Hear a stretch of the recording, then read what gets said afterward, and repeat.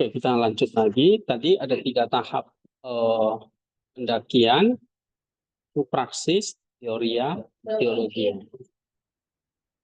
Nah, sekarang kita mau lihat contohnya, misalnya dalam tulisan sains ya.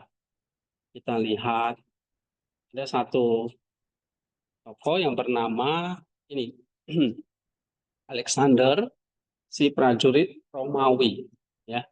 Dia menjadi martir bagi Kristus, ya.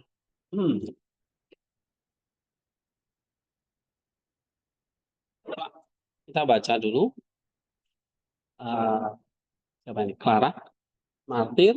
Martir Alexandria adalah seorang muslim dalam Legius Romawi di bawah komando Perwira Tiberius pada masa pemerintahan Kaisar Maximinus Herculius. Ia adalah seorang pria yang gagah berani, kuat, dan terampil dalam urusan militer. Namun, ketika penganiayaan terhadap orang Kristen dimulai, ia menolak untuk mematuhi perintah Kaisar untuk menyembah berhala. Oke, terus? Dengan berani, Alexander menghadap komandannya Tiberianus dan menyatakan imannya kepada Kristus. Ia melemparkan ikatan pinggang militernya ke temboknya ke atas ke tanah di hadapan Tiberianus. Menyatakan bahwa ia tidak akan lagi melayani seorang kaisar duniawi yang menganiaya orang Kristen, tapi hanya akan melayani Raja Surgawi Yesus Kristus. Nah, lihat bagaimana Alexander meresponi ya perintah kaisar itu. Ya, terus Tiberianus yang terkejut dengan keberaniannya dan pembangkangan prajuritnya mencoba hidupnya untuk mengubah pikiran. Ia mengingatkan Alexander akan kehormatan militernya dan menjanjikan promosi jika ia mau menaati perintah kaisar. Ketika Alexander tetap teguh, Tiberianus memerintahkan agar ia disiksa dengan kejam. Iya. Terus? Santo Alexander mengalami serangkaian siksaan yang mengerikan. Ia dicambuk dengan parah, tubuhnya dikoyak dengan kain besi, dan ia dipanggang di atas panggangan panas. Namun, di tengah semua penderitaannya, ia terus berdoa dan memuji Tuhan. Dan ia dijaga tetap kuat oleh anugerah ilahi. Banyak orang yang menyaksikan ketabahan dan imannya jadi percaya kepada Kristus. Iya, terus? Akhirnya melihat bahwa siksaan tidak dapat mengoyangkan imannya, Tiberianus memerintahkan agar Alexander dipenggal. Dalam perjalanan menuju tempat eksekusi, Santo Alexander berdoa agar Tuhan menerima jiwanya.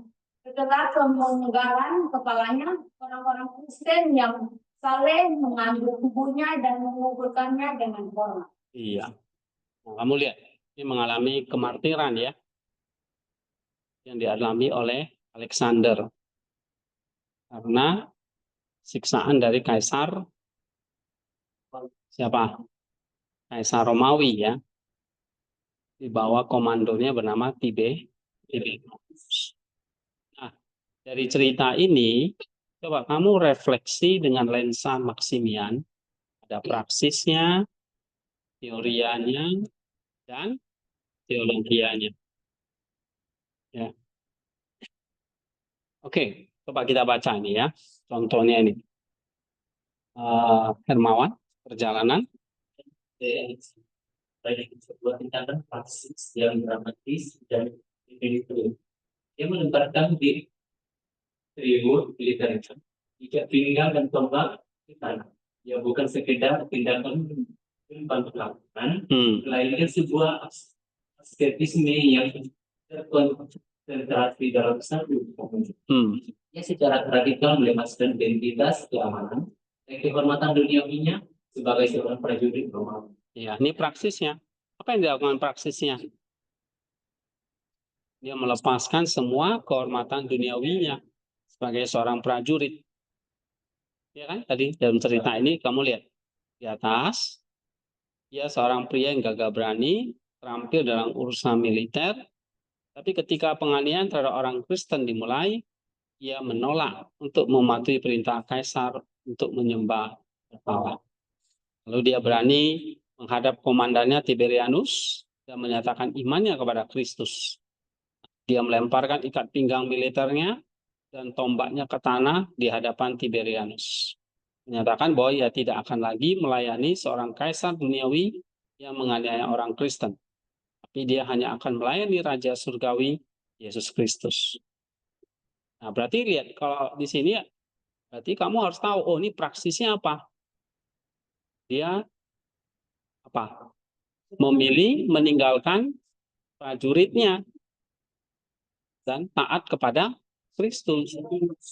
Nah, tindakan inilah bentuk kenosis, pengosongan diri yang nyata, di mana ia menanggalkan manusia lama yang melayani kaisar duniawi untuk mengenakan manusia baru yang hanya melayani Raja Surgawi. Nah, itu praksisnya. Terus siksaan-siksaan, Sisa-sisa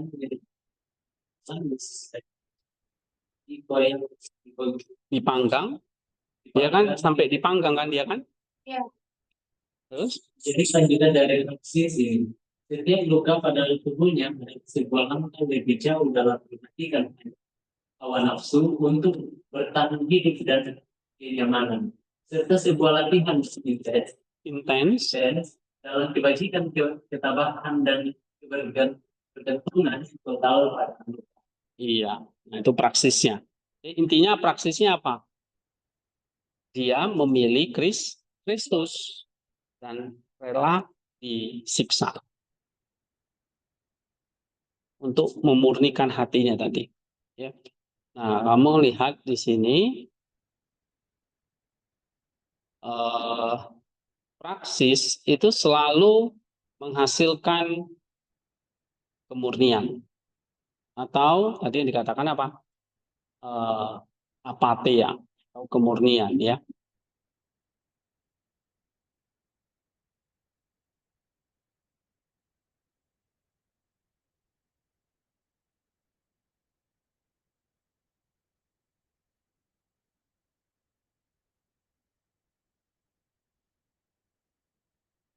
Mana nih? 3 tahap. Oke, kamu lihat. Praksis tujuannya adalah mengatasi patos atau hawa nafsu, ya, menuju apa? Apatia itu adalah ketiadaan atau kekuatan untuk mengatasi hawa nafsu. Caranya bagaimana? Asketisme. Apa yang dilakukan oleh Alexander itu? Dia membuang segala kehormatan dia. Iya, itu asketisme. Oke, dan mengubah dynamic will-nya, yang harusnya kan dia sebagai prajurit kan dia melayani kaisar kan. Tapi karena kaisarnya menganiaya orang Kristen, dia berani menolak perintah kaisar. Nah, lebih melayani Kristus. Sehingga dia menyelaraskan, ya, kehendak dia yang harusnya cari aman, tapi dia mencari kehendak Allah yang terarah kepada Allah. Nah, itu praksis itu selalu begitu. Ada ketaatannya, ada asketismenya, ya. Seperti kalau misalnya kalian paksa belajar di sini, itu praksis. Berdoa, paksa melayani, ya. Paksa mengerjakan tugas-tugas yang lain. Nah, itu namanya praksis. Seperti Alexander ini, ya dia terpaksa melepaskan apa? Prajuritnya. Ya, menanggalkan jubah prajuritnya gitu. Oke, itu praksis. Paham nggak di sini? Oke, sekarang coba dari cerita ini kira-kira apa teoria? Nah, teoria itu apa? Teoria itu adalah kita masuk ke dalam kontemplasi alamiah dan melihat atau menemukan logos.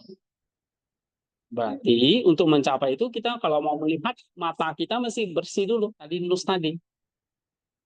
ya, sehingga nanti baru bisa melihat logoi di dalam ciptaan itu.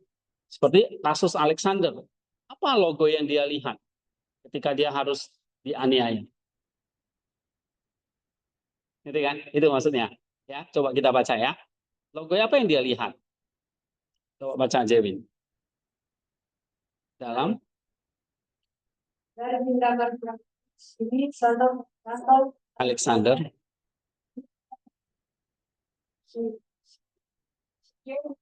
di mana tubuhnya yang tersisa menjadi sebuah teks teologis yang hidup.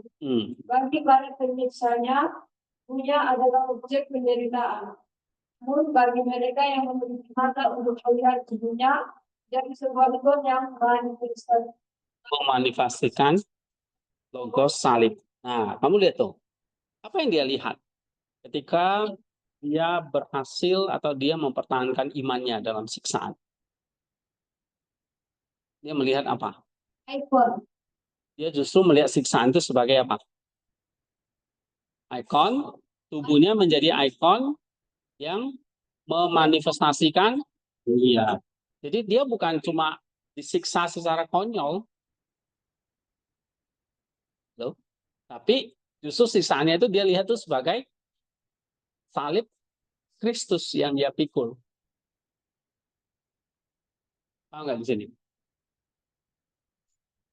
Nah, sama misalnya dalam kehidupan kita, kamu mengalami penderitaan. Ya, kemarin di kelas John Chrysostom itu kita bahas tentang penderitaan. Ternyata penderitaan ini kalau kita bisa lihat secara teori ya, itu memanifestasikan logo salib. Kamu melayani Tuhan, kamu mengalami penderitaan nantinya. Tapi kamu nggak lihat ini sekedar, aduh, sialan ini. Gue melayani Tuhan capek-capek malah diomongin begini, atau saya dirugikan, dan sebagainya. Nah, kamu melihatnya itu bukan secara teori ya berarti.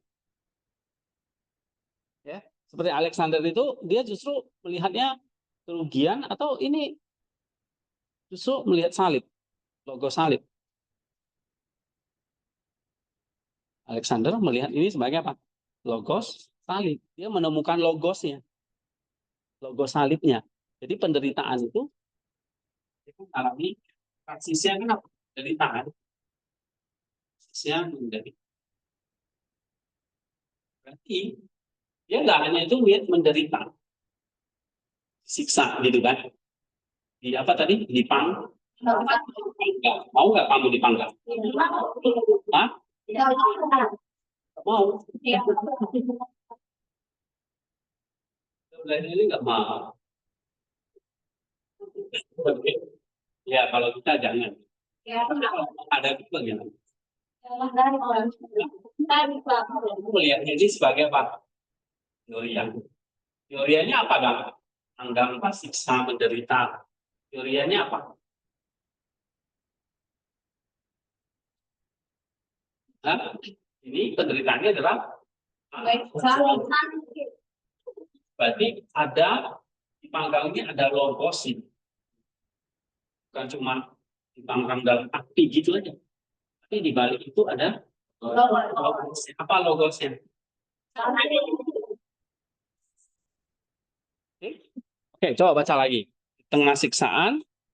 Dengan siksaan dia tidak mengutuk melainkan berdoa dan Iya, dia lihat tuh di sini ya. Dia terus berdoa dan memuji Tuhan kan? Sudah nggak? Karena apa? Dia melihat penderitaannya itu bukan lagi sebuah kesialan gitu ya. Aduh, kenapa saya tidak ikut kaisar aja? Ya kan? Kenapa kok saya memilih Kristus? Nah, dia nggak melihat itu. Dia melihatnya justru memuji dan berdoa kepada Tuhan. Nah, kamu mungkin juga akan alami ya. Misalnya nanti dalam pelayanan. Atau sekarang juga. Wah, kamu mungkin bisa melihat teman-temanmu udah berhasil. Ya, sekolahnya udah berhasil. Kamu di sini masih belum. Nah, mungkin kamu akan mengutuk Tuhan. Ya kan? Atau menyalahkan Tuhan. Nah, Alexander tidak menyalahkan Tuhan. Kenapa? dia bisa melihat di balik penderitaannya ada salib. Dia bisa melihat logosnya. Kok dia bisa melihat logos? Ada apa? Kok dia bisa melihat?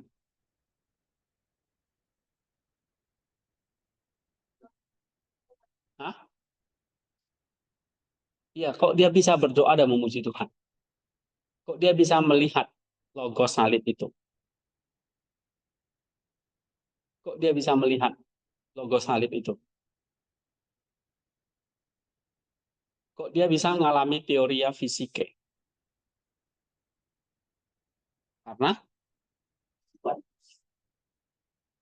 Karena dia sudah rela, karena Magnusnya tidak mengalami kali kasih dibolak-balik gitu.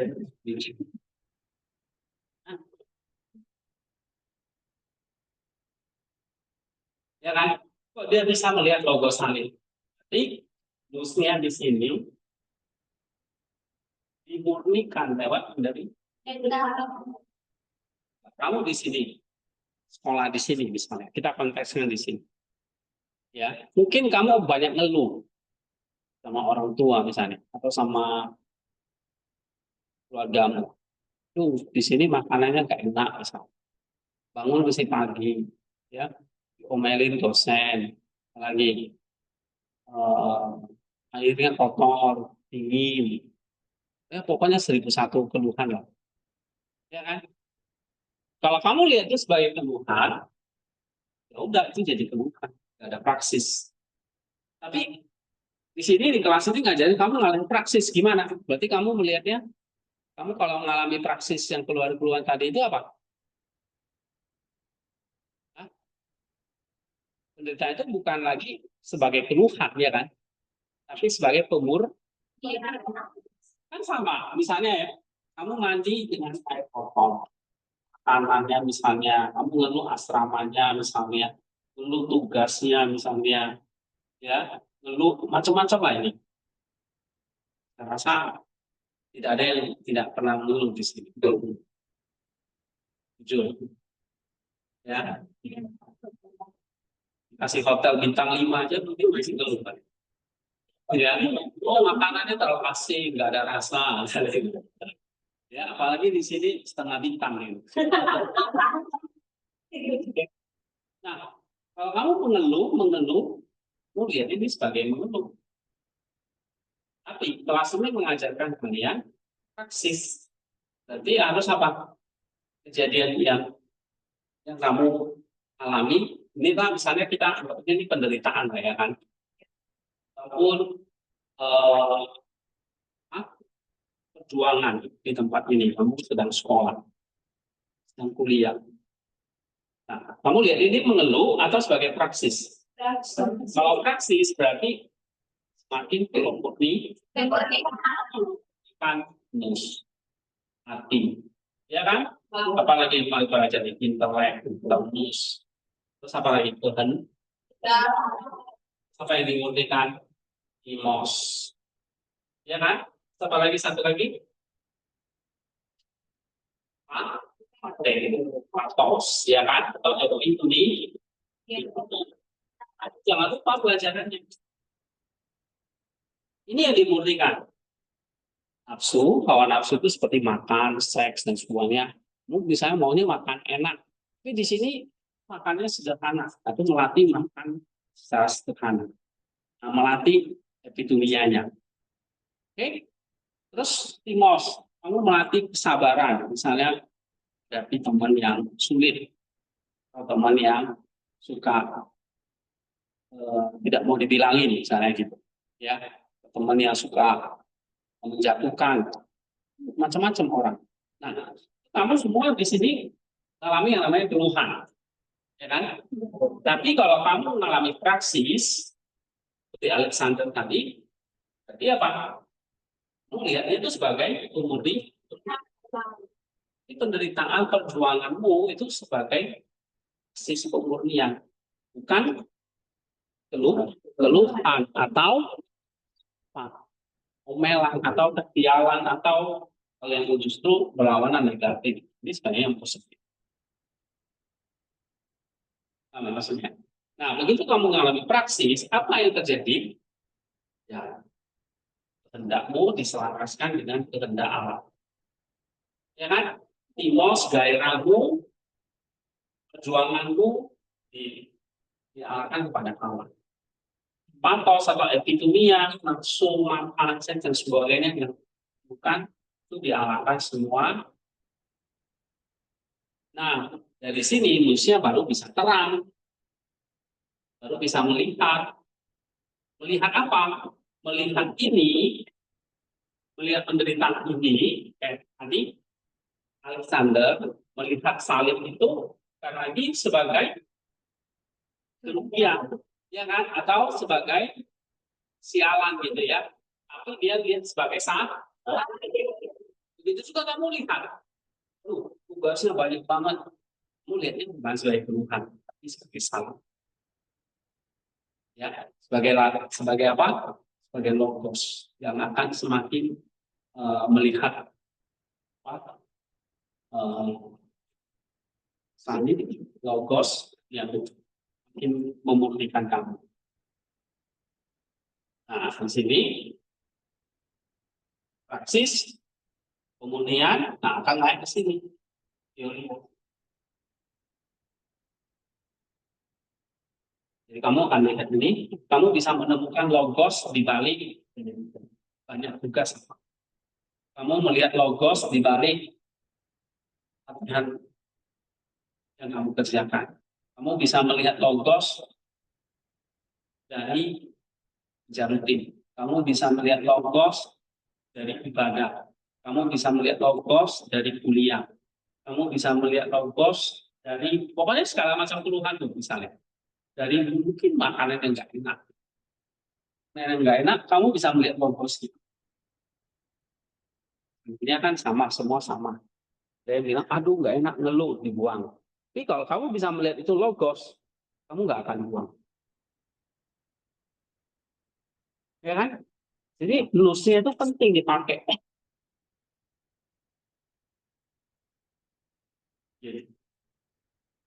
Nah, sama seperti Alexander, dia melihat siksaan dipanggang di api itu sebagai saat dia bukan melihat itu sebagai penderitaan yang sia-sia. Oke, nah di tengah siksaan dia tidak mengutuk, ini buktinya dia malah berdoa, ya, dia malah memuji Tuhan, penderitaan fisiknya menjadi transparan, menyingkapkan realitas spiritual dari kekuatan ilahi yang menopangnya. Fakta bahwa banyak orang yang menyaksikan ketabahannya menjadi percaya kepada Kristus menunjukkan bahwa mereka mampu membaca logos yang terpancar dari penderitaan. Jadi justru lewat penderitaannya banyak orang yang percaya kepada Kristus. Zaman Romawi dulu banyak orang yang menyembah dewa-dewa berhala. Tapi melihat kekuatan dari siksaan itu dan Alexander itu tidak menyerah, justru itu menjadi terpancar ya, terpancar, membaca logos yang terpancar dari penderitaannya, dan itu membuat banyak orang jadi percaya. Ya. Mereka melihat bahwa ada kekuatan yang lebih besar dari kekaisaran Romawi. Nah itu. Dan ada kehidupan yang lebih berharga daripada kehidupan fisik. Tubuh Alexander yang hancur menjadi mimbar khotbah yang paling efektif, mempertontonkan kemenangan Kristus atas rasa sakit dan ketakutan. Nah ini teorianya. Ya, bagaimana dengan yang ketiga, teologia mistikenya? Coba baca nanti.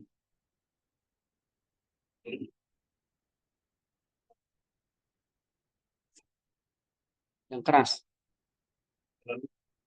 Pembicaraan di kepalanya. Pengertiannya adalah sebuah ibarat. Mana ia mempersembahkan hidupnya sebagai perubahan dan hidup menyatu sepenuhnya dengan perubahan Kristus di Kalvari. Soalnya sebelum eksekusi agar Tuhan menerima jawabnya adalah sebuah mempelai perempuan yang rindu untuk bersatu dengan sang mempelai pria ilahi. Kematiannya bukanlah sebuah akhir, melainkan sebuah Pasca. pasca. Sebuah penyeberangan dari kehidupan fana ke dalam persekutuan abadi dengan Nilai Tunggal Kudus. Iya. Dengan menumpahkan darahnya, ia tidak hanya meneladani Kristus, tetapi juga berpartisipasi secara intim dalam misteri kematian dan kebangkitannya, mencapai tujuan akhir dari setiap kehidupan Kristen. Ini kelahiran melalui kasih yang total dan pengorbanan. Iya, pada akhirnya Saint Alexander itu kan mengalami yang namanya teologia mistike, yaitu apa? Kepalanya dipeng. Nah, itu bukan cuma sekedar kematian, tapi memasuki satu teologia, yang artinya apa? Dengan pemenggalan kepalanya berarti dia apa? Bersatu sepenuhnya dengan kurban Kristus di Kalvari. Ya kan? Dia dieksekusi kan? Dipenggal kan? Dipanggang nggak mati-mati, ya kan? Tapi akhirnya dipenggal. Nah, dipenggal berarti dia mati. Mati itu berarti apa? Itu kayak dia menyeberang, kayak Paskah. Nah, ini sekarang kan kita lagi memasuki masa pra-Paskah. Ya. Alexander mengalami yang namanya Passover. Passover itu Paskah. Itu kayak sebuah penyeberangan. Kayak nyebrang itu, menyeberang jalan. Penyeberangan dari mana? Dari kehidupan fana dalam persekutuan abadi dengan Allah Tritunggal, dengan Allah. Nah, itulah teologi mistikenya. Jadi ada penyatuan dengan Allah, bukan hanya dengan logo ciptaan, logo salib, tapi logo salib itu membawa dia kepada Allah, menyeberangkan dia. Dengan menumpahkan darahnya, dia berpartisipasi secara intim dalam misteri kematian dan bangkitannya. Nah, sama misalnya dalam sekalian, saya tadi sekolah di tempat ini kalau di banyak sekali tulisan. Lalu kamu melihat itu bukan sebagai keluhan, tapi sebagai praksis kemurnian. Sehingga kamu bisa melihat itu adalah logos salib yang kamu sedang jalani. Ya kan? Nah, tapi waktu kamu melihat ini logos salib, membawa kami lebih intim lagi. Apa itu? Semakin masuknya yang ketiga, namanya teologi. Jadi apa teologianya? Itu semakin apa? Iya.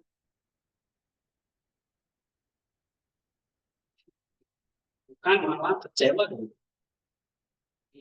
Kamu semakin seperti Alexander ini. Mungkin berpartisipasi secara intim dalam setia dan kebangkitannya mencapai atau mengalami penghinaan. Nah, di dalam teologi mistik itu kamu semakin diubah, dilatih. Sehingga orang lain itu bisa melihat kamu tuh bukan lagi seperti saya kenal misalnya. Oh, dulunya kayak banyak dosa lah di sini. Ya kan? Kamu mengalami pemurnian di sini, jika kamu lulus, kamu jadi orang yang lebih baru, yang lebih baik, ya, yang mengalami yang namanya teologi. Bukan sekolah di sini, makin kamu makin jahat, banyak dosanya, kan? Ini mengalami makin pemurni, bukan hanya karakter, bukan hanya jadi orang yang baik, ini jadi orang yang semakin kudus, orang yang semakin menyatu, bersekutu, berelasi dengan Tuhan. Jadi kalau kamu anggap Tuhan itu ya Tuhan yang hidup, bukan sekedar teori. Jadi kamu mengalami sendiri, ya. Kamu mengalami yang namanya persekutuan, relasi. Nah, itu namanya teologi yang mistik. Ya. Oke. Nah ini, waktu kamu tadi udah baca doa, ya, untuk minggu depan Kamu coba, kan doanya tuh banyak baiknya ya.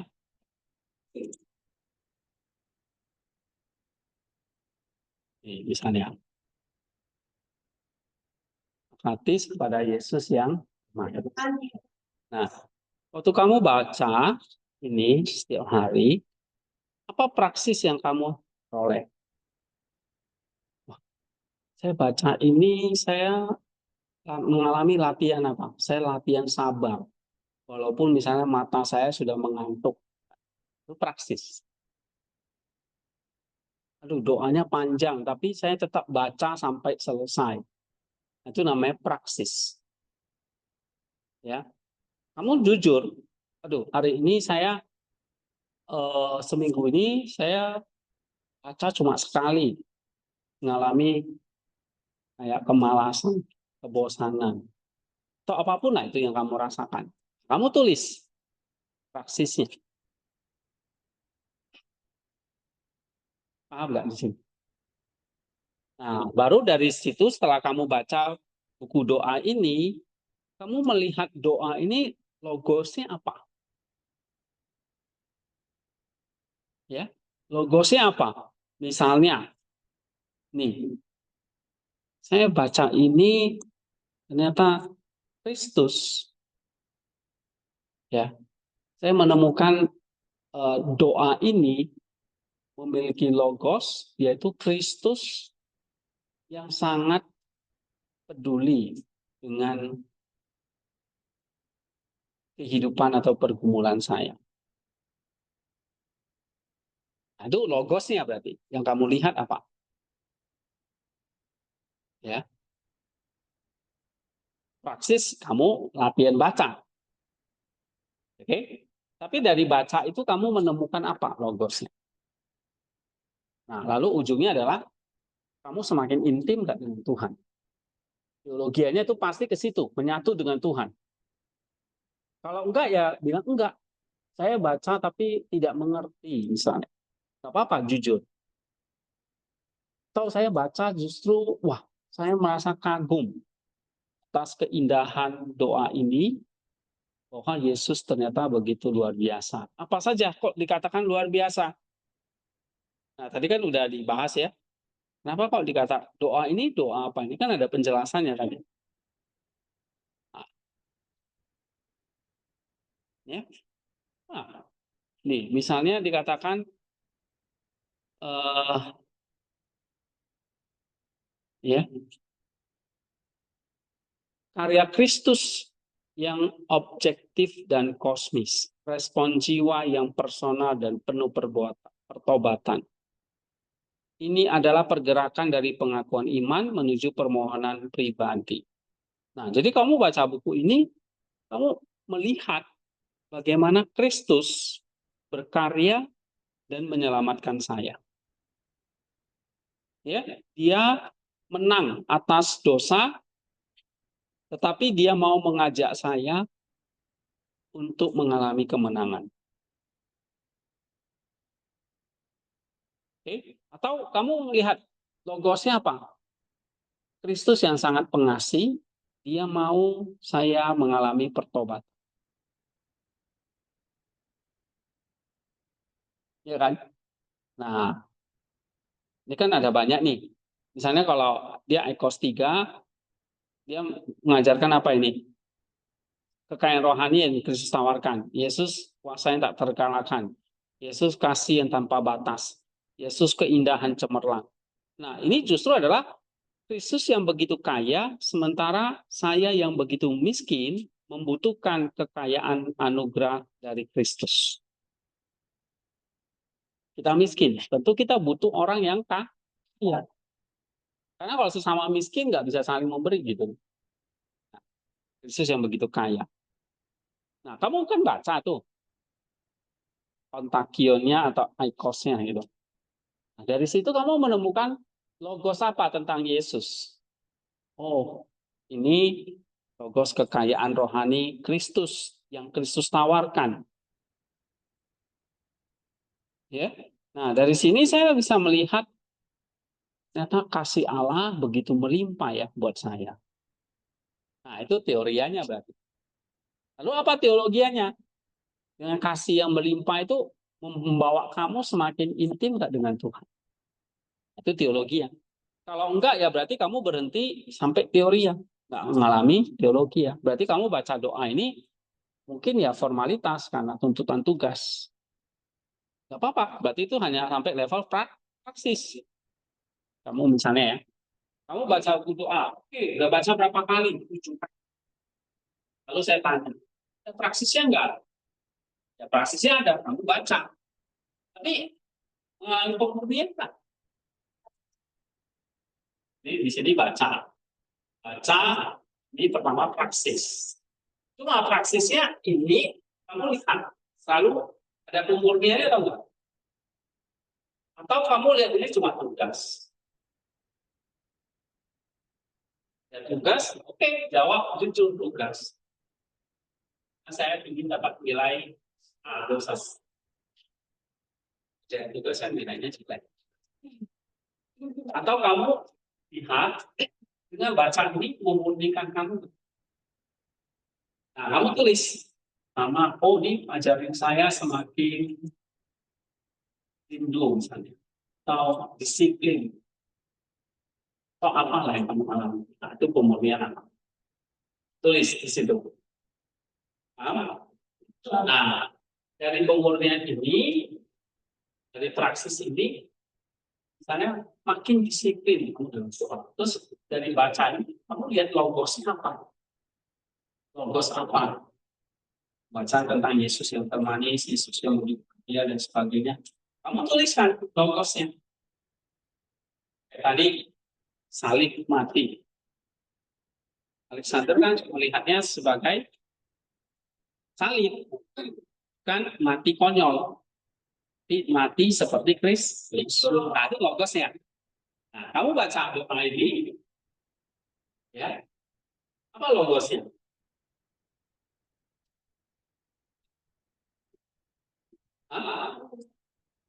Melihat apa? Enggak, baca buku doa ini.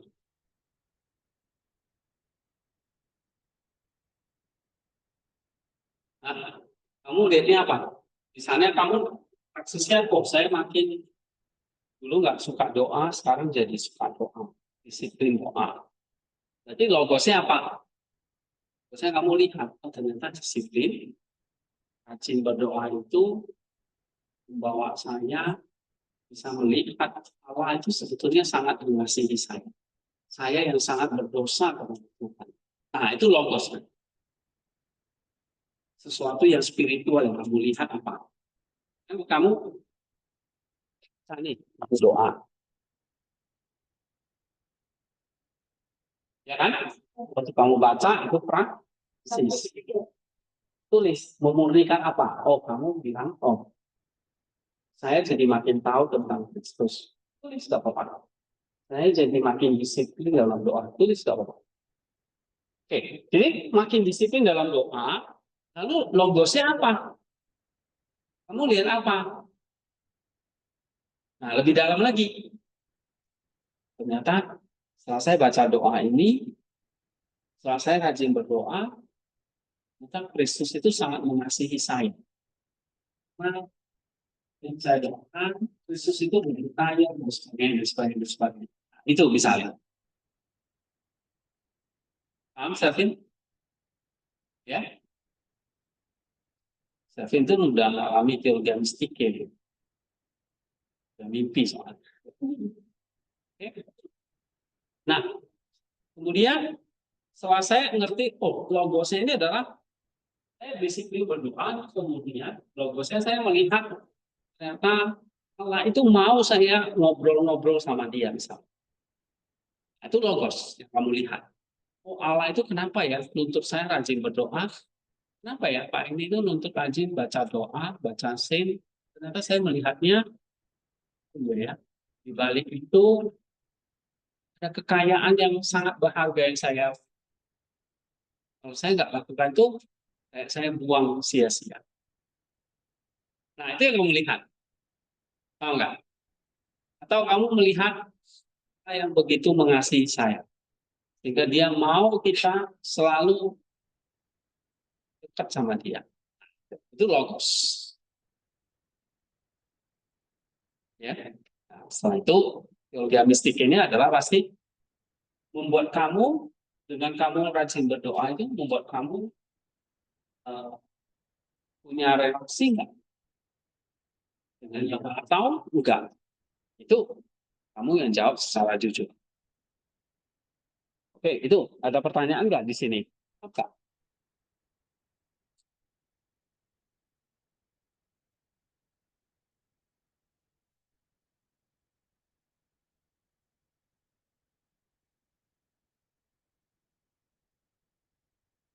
Coba misalnya eh, nih, Clara, saya tanya, eh, contoh kasus ya, misalnya kegiatan apa sehari-hari yang kamu jalani ini? Satu, misalnya apa? Tiap malam sempat saya untuk tidur baca kitab. Oke, baca Alkitab ya. Good. Nah, kamu baca Alkitab sebelum tidur supaya cepat tidur. Tahu, memang itu praksis tuh pemurnian. Biar biar saya baca kitab kan dimasuk jadi saya terkesan masuk pada malam hari. Biar saya membaca itu saya rasa tenang dan tidurnya menjadi nyaman Pak. Berarti itu kamu selalu praksis ya, baca Mazmur supaya kamu tenang, dapat perlindungan dari Tuhan. Nah, itu praksis namanya. Jadi pemurniannya apa? Pemurniannya adalah ya harusnya kamu bisa tidur lebih cepat, ya kan? Tapi kamu mengorbankan beberapa waktu untuk baca, ya, baca Alkitab. Berarti apa itu pemurniannya? Pemurnian kamu misalnya melatih apa? Mencari Tuhan, ya kan? Nah, itu misalnya. Harus ada. Kalau enggak ya nanti ya itu jadi kebiasaan aja. Jadi praksisnya baca Alkitab sebelum tidur. Oke. Terus kamu ngalami pemurnian, artinya terus kamu makin mau belajar mengenal Tuhan, ya kan? Kehendakmu harusnya ya kalau enak sih langsung tidur, tapi kehendakmu kamu paksakan untuk baca kitab suci dulu. Nah, itu namanya pemurnian. Terus dari situ kamu harus mengalami yang namanya apa? Teorianya. Teorianya apa? Dari misalnya kamu baca Alkitab, baca Mazmur. Apa teori yang kamu lihat di dalam logos Mazmur itu? Kan tergantung kan? Mazmur apa yang kamu baca? Misalnya nih, kamu baca buku doa ini. Ya, logos apa yang kamu temukan dari doa ini? Oh, ternyata Yesus begitu kaya dan mengasihi saya. Nah, itu logosnya. Mazmurnya itu apa?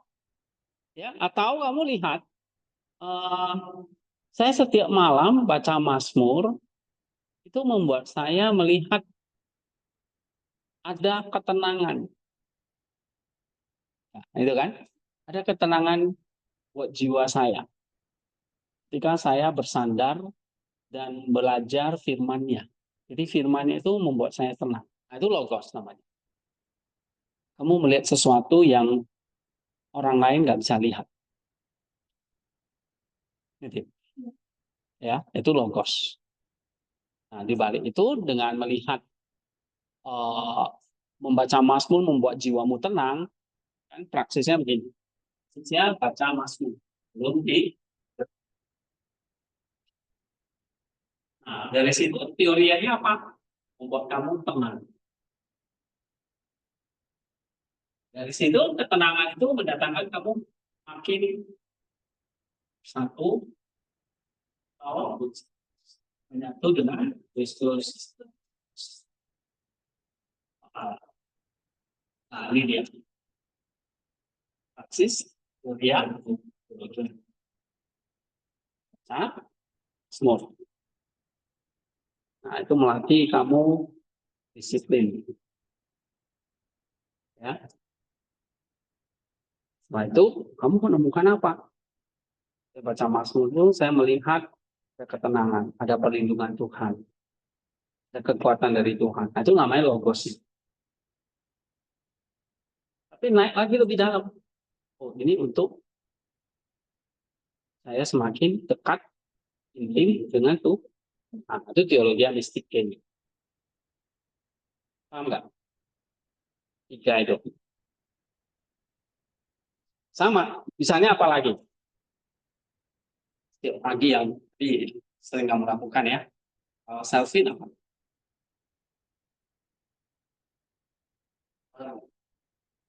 Bukan, nggak harus setiap malam. Dalam sehari itu apa? Dan itu ada sebab baca buku kata hujan. Misalnya membaca buku, ya. Misalnya saya sih main internet atau scrolling TikTok, ya kan? Tapi daripada saya buang waktu, saya lebih baik baca buku. Misalnya baca buku apa? Kata bijak. Buku kata bijak. Nah, waktu kamu baca buku itu dan ketimbang kamu melakukan yang lain, berarti kamu tuh sudah melakukan yang namanya praksis. Praksisnya berarti melatih kemurnian. Kemurnian apa yang kamu alami?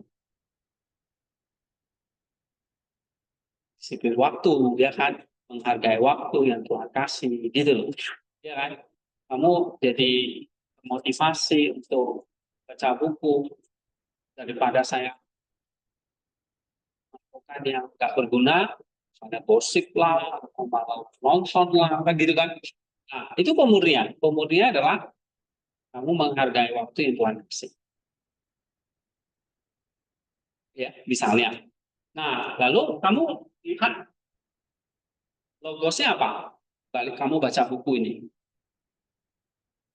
Hah? Apa? Kamu melihat logos apa? Dari kegiatan baca buku, timbang main TikTok. Logos apa yang melihat? Jadi lebih tahu. Jadi lebih tahu. Oke.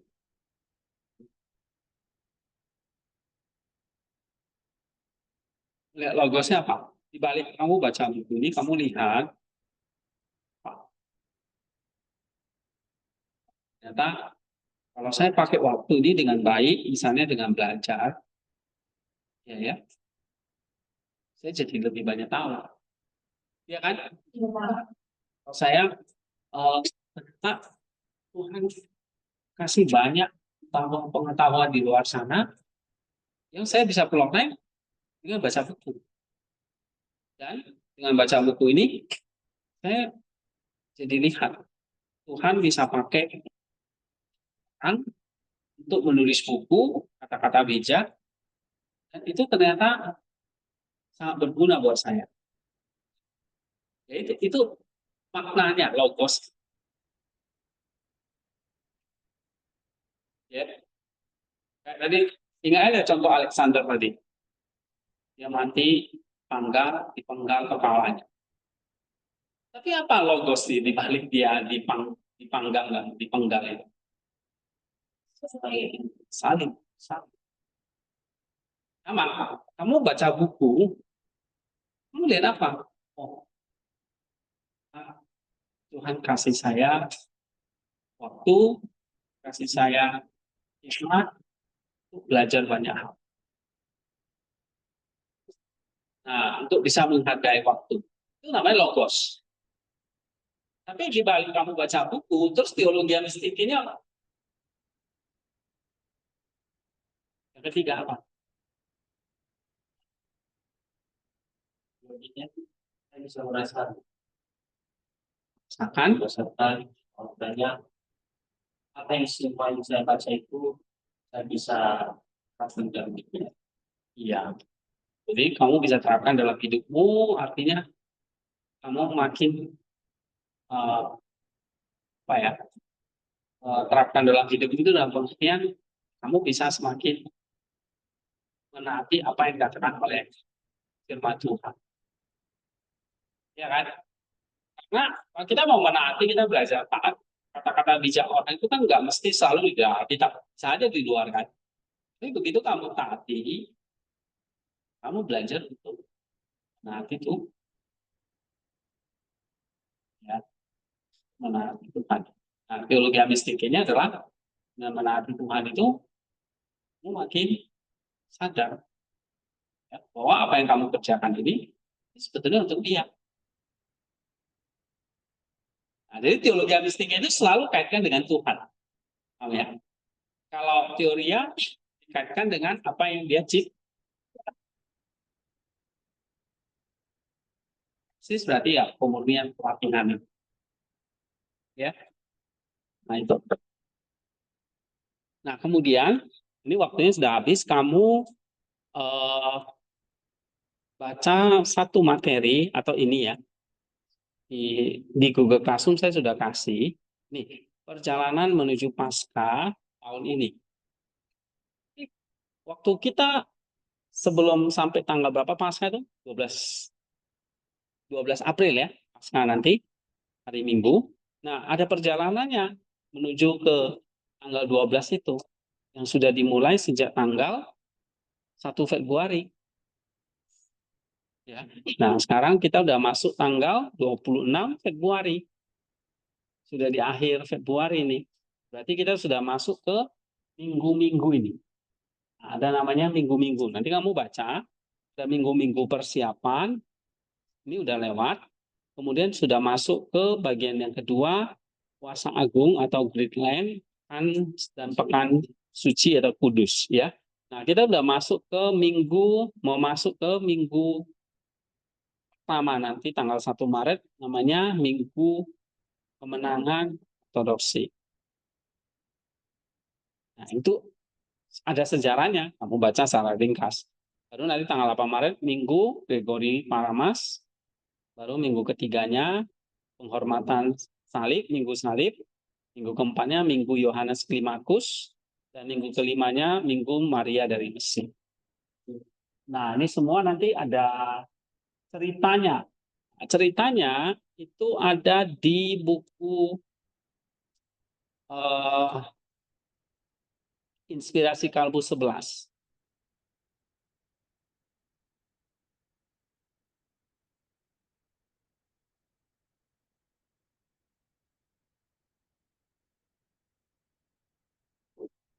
Nih, Inspirasi Kalbu 11 ini.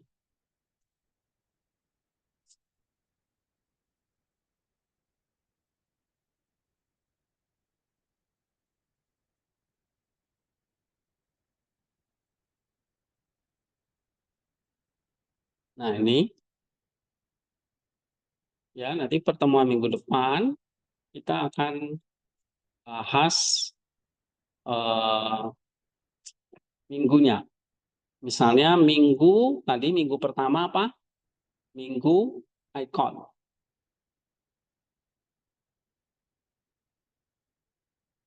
Ini kan minggu ketiga ya. Minggu ketiga, minggu kedua, kita cari minggu yang pertama.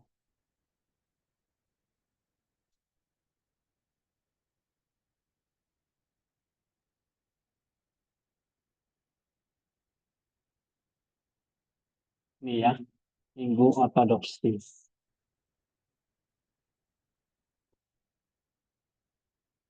Ini permulaan Prapaskah Agung.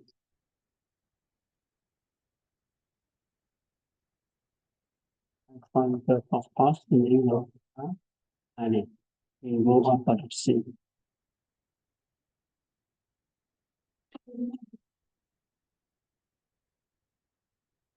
Iya. Nah, ini yang kayak gini-gini, kamu praksis. Jadi materi yang saya kasih itu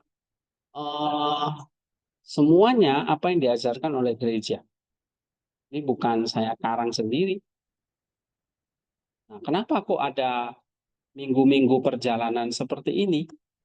Nah, ini melatih pemurnian tadi, praksis. Ya. Ada banyak sekali bacaan memang. Orang kuliah sama saya itu pasti banyak bacaan.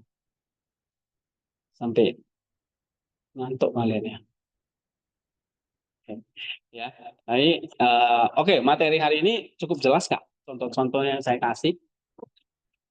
Ya, karena minggu lalu saya nggak sempat bahas, jadi minggu ini ya saya bahas sampai 2 kali di kuliah dogmatika sama hari ini harusnya makin clear.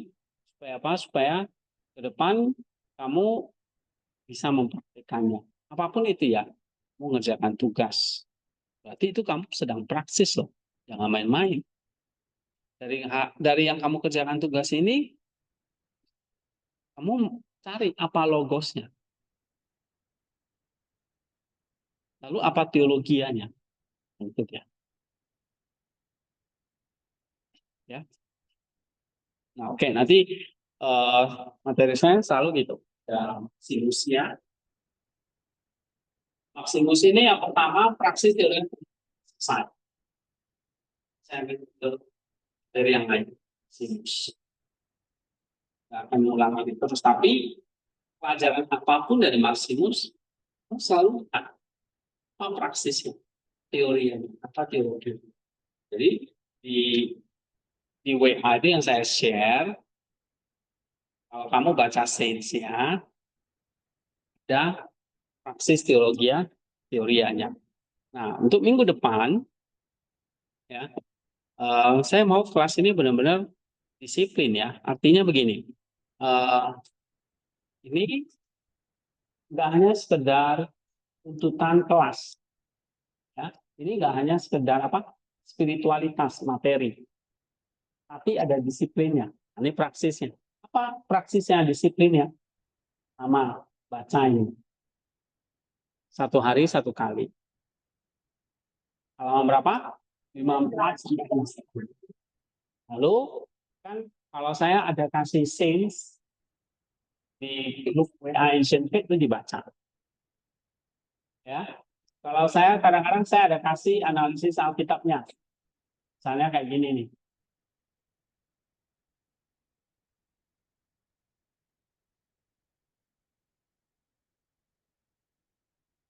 Kebetulan beberapa hari ini saya nggak kerjakan.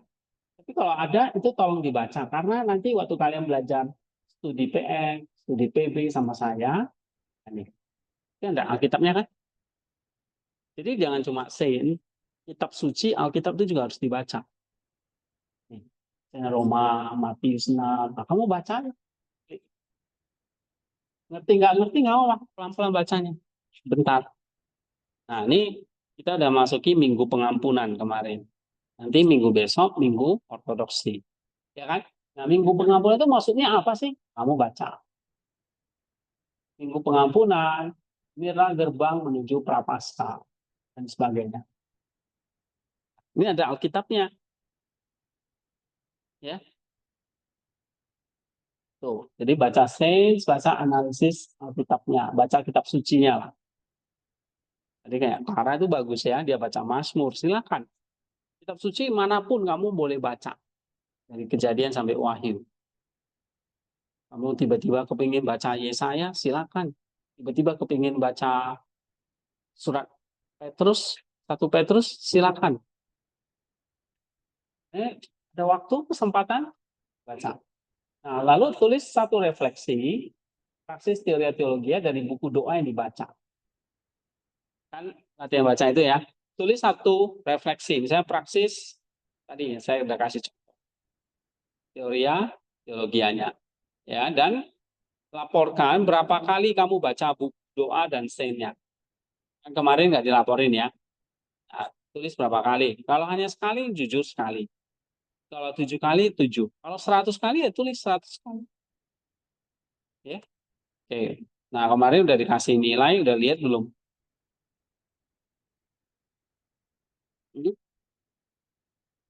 Oh, untuk 11 yang dinilai ya. 1 belum. Siapa yang belum nilai ini? Selvin. Oh, udah ya. Ini disubmit ulang ya. Oke, nah, ini ada nilai-nilainya sudah. Dan cuma 75, 76, ada yang 95, ini bagus. Yang 80, nggak apa-apa. Nanti di rata-ratain. Ya. Oke. Ya, kita sampai di sini dulu. Mari kita berdoa ya. Ya Tuhan, kami serahkan anak-anak-Mu yang sedang ditempa, belajar di tempat ini. Ya Tuhan, memampukan mereka untuk melakukan satu disiplin rohani yang sungguh-sungguh, mulai dari praksis, teoria, dan teologia. Biarlah apa yang dipelajari di kelas tidak berakhir dengan begitu saja, tetapi menjadi satu praktek hidup dalam keseharian kami semua ya, di tempat ini. Baik hamba-Mu yang mengajar, Bu Rina, dan juga para rekan-rekan mahasiswa di tempat ini, kuatkan kami semua ya Tuhan, kami boleh bersatu hati untuk belajar secara praksis, teoria, dan pada akhirnya kami semua bersama-sama boleh mengalami teosis, menyatu dengan Sang Kristus, Sang Logos itu sendiri. Tuhan tolonglah kami dalam segala kelemahan kami, ataupun segala keterbatasan yang ada pada diri kami, tapi biarlah kami boleh mengandalkan kuasa Tuhan untuk terus mengerjakan apa yang Tuhan kehendaki dalam kehidupan ini, mencari Engkau ya Tuhan dengan sungguh-sungguh. Terima kasih, berkati kami semua, menyerahkan hidup kami ke dalam tangan-Mu dan sekolah ini, dan juga para mahasiswa yang lain, dan para dosen, dan para donatur gereja yang terus mensupport Ibu Lois dan Pak Yason, dan juga segala yayasan yang bekerja, bahkan juga untuk pembangunan dari SMA Soteria Mardika ini, rekan-rekan yang terus berjuang di lapangan, Tuhan sertai mereka lah. Terima kasih Tuhan, kami serahkan doa ini hanya di dalam nama Tuhan Yesus Kristus dan Juru Selamat kami yang hidup, kami sudah berdoa. Amin.